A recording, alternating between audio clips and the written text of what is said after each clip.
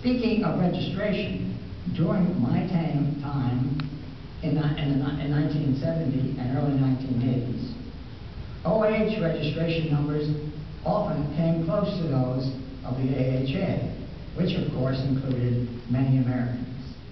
Still, those earlier meetings were actually more like old boy networks.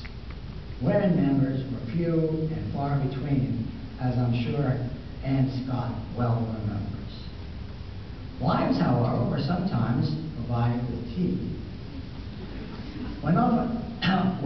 Who of us knew of Louise Kellogg, who in 1930 became the first woman president of the Mississippi Valley Historical Association? Our meetings then were located generally in the Middle West, where the founding began as here. At the Pittsburgh Convention, for example, it was officially announced as being the most Eastern convention yet. Either by location or intention, the Mississippi Valley escaped the problem of holding convention meetings at segregated hotels, where housing and dining facilities were denied to Negro members. The Southern Historical Association, of which I was also a member, was not able to follow the openness of the Mississippi Valley and required several years of heated internal discussion before it changed.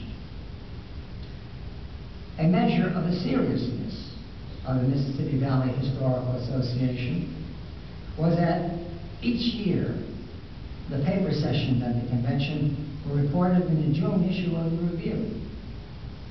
Those reports provided the names, titles, and other details of each session, the annual program often occupying as many as 20 pages of the review. That practice ceased in the mid-1960s, and apparently the sessions became too numerous to report in such detail. That was also the time when the Mississippi Valley transformed its name. I rather like the name Mississippi Valley, even though in my early days as a Easterner, I'm not for sure when or what the Mississippi Valley was. But I sure liked what I read in the journal of the same name, and our friendly and convivial meetings continued with the new national title. About the same time, that change also introduced another game for the association. From the beginning, the officers were largely, as far as I knew, designated by committees. But in the course of several social changes in the country in general, historical associations turned to election by members. I rather resisted it at first, but as things turned out, it was surely a gain for the association, and lucky for me. During the 60s, opening opportunities became a habit of the association. Perhaps the most vigorous form it took was the mounting interest and recognition of African American history, which some soon broadened into radical history, which in turn was frequently shaped by a rising interest in Marxist thought. At the time, Marxism was hardly a broad aspect of thought in this country, which had never had much of a socialist past.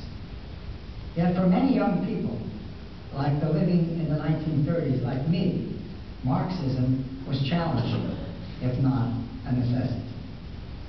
As a result, the spread of Marxism among many members of the association was simply another opportunity for me, and I think for this organization. Marxist thinking is especially pronounced in the profession as a whole, and in the OAH, and in African American history, slavery, and the South, and on American foreign policy, both, of course, broadly relevant to changes then shaping up in American society at large and on the history